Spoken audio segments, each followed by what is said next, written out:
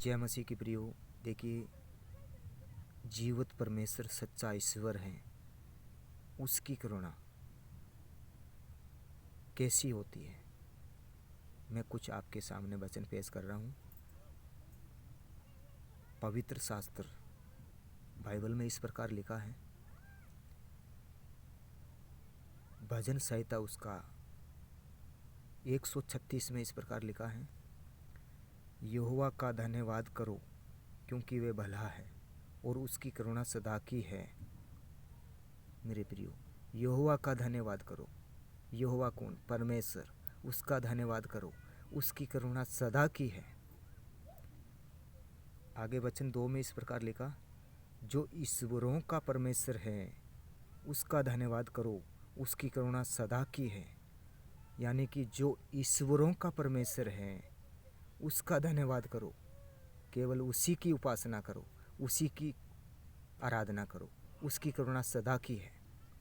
वचन 3 में इस प्रकार लिखा है, जो प्रभुओं का प्रभु है उसका धन्यवाद करो, उसकी करुणा सदा की है। यानी कि जो प्रभुओं का प्रभु है उसका धन्यवाद करो, उसकी करुणा सदा की है। वचन 4 में इस प्रकार लिखा है, उसको छोड़कर कोई बड़े बड़े आश्चर्य कर्म नहीं करता, उसकी करुणा सदा की है। उसको छोड़ के कोई ऐसा ईश्वर नहीं है जो को आश्चर्य कर्म करता है, यानी बड़े बड़े चिन्ह चमत्कार दिखाता है, उसकी करुणा सदा की है। वचन 5 में इस प्रकार लिखा है, उसने अपनी बुद्धि से आकाश बनाया, उसकी करुणा सदा की है। उसने अपनी बुद्धि को आकाश को बनाया, उसकी करुणा सदा की है। उसने पृथ्वी को जल के ऊपर फैलाया है, उसकी करुणा सदा की है। मेरे प्रियो, उसने आकाश को, इस ब्रह्मांड को और इस पृथ्वी को जल के ऊपर फैला रखा है, उसकी करुणा सदा की होती है। आगे वचन 7 में इस प्रकार लिखा है, उसने बड़ी बड़ी ज्योतियाँ बनाई, उसकी करुणा सदा की है। मेरे प्रियो, बड़ी बड़ी ज्योतियाँ जो इस वचनों के द्वारा हम आपको बताना चाहते हैं। वचन 8 में इस प्रकार लिखा है, दिन पर प्रभुता करने के लिए सूर्य को बनाया, उसकी करुणा सदा की है। दिन पर प्रभुता करने के लिए सूर्य को बनाया है, उसकी करुणा सदा की होती है। किस ईश्वर ने सूर्य को और चांद को बनाया है? मेरे प्रियो, वो ईश्वर सत्य होता है जिसने इस सारी दुनिया को बनाया है। वचन 9 में इस प्रकार लिखा है, और रात पर प्रभुता करने के लिए चंद्रमा और तारागण को बनाया है, उसकी करुणा सदा की है। रात पर प्रभुता करने के लिए चंद्रमा को भी बना दिया है, उसकी करुणा सदा की है। वचन 10 में इस प्रकार लिखा है, उसने मिस्रियों के पेलोटों को मारा, उसकी करुणा सदा की है। मेरे प्रियो, आज जो युद्ध इज़राइल और हमास के बीच में हो रहा है, वहाँ एक मिस्र देश भी है शामिल।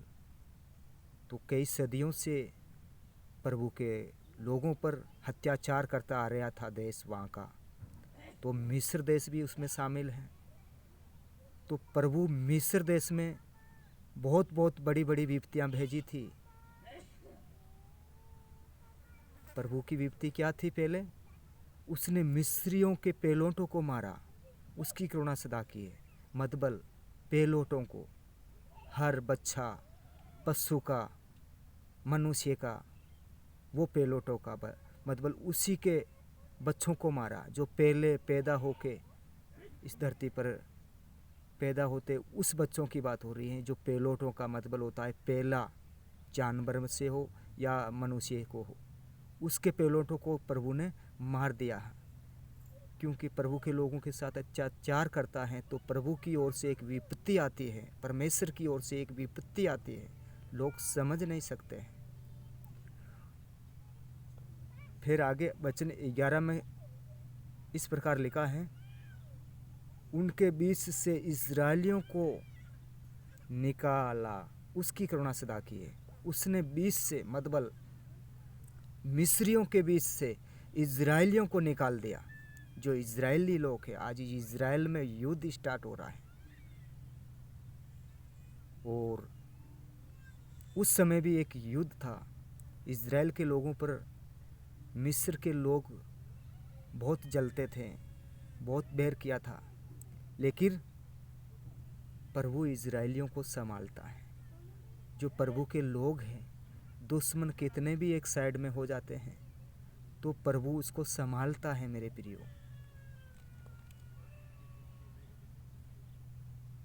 फिर वचन 12 में इस प्रकार लिखा है, बलवत हाथ और बढ़ाई हुई भुजा से निकाल लाया, उसकी करुणा सदा की है। बलवत हाथ और बढ़ाई हुई भुजा से उसको निकाल लाया। किसको निकाल लाया?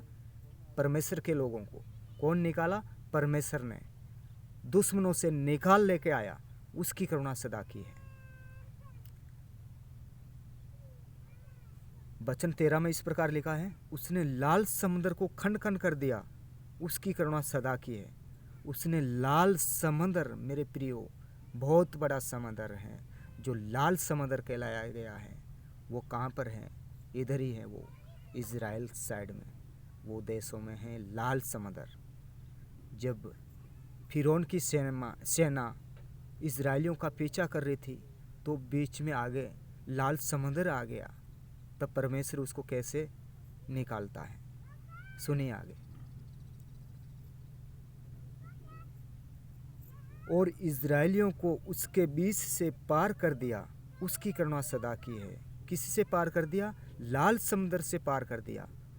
और फिरौन को सेना समेत लाल समुद्र में डाल दिया, उसकी करुणा सदा की है।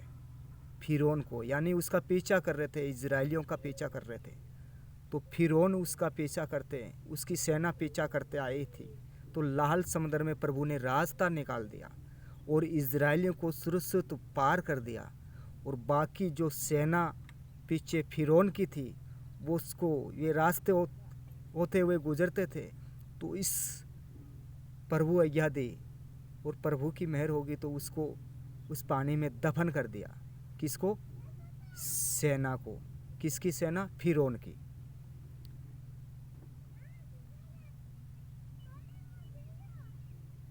वचन 17 में इस प्रकार लिखा है, उसने बड़े बड़े राजा मारे, उसने बड़े बड़े राजा मारे, उसकी करुणा सदा की है।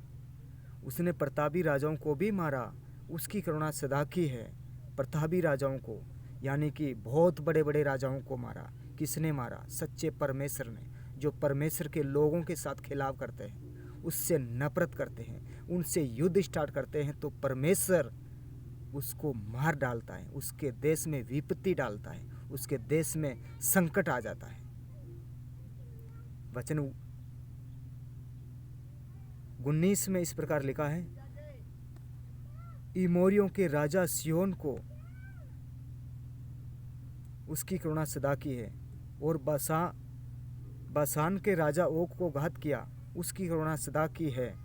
और उनके देश को भाग होने के लिए उसकी करुणा सदा की है। अपने दास इजराइलियों का भाग होने के लिए दे दिया, उसकी करुणा सदा की है।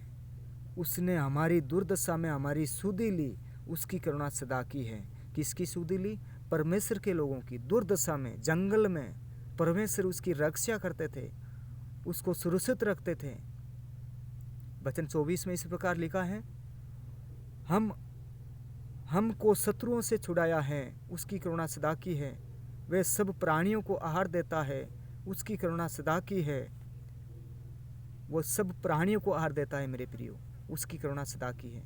वचन 26 में इस प्रकार लिखा है, स्वर्ग के परमेश्वर का धन्यवाद करो, स्वर्ग के परमेश्वर का धन्यवाद करो, उसकी करुणा सदा की है।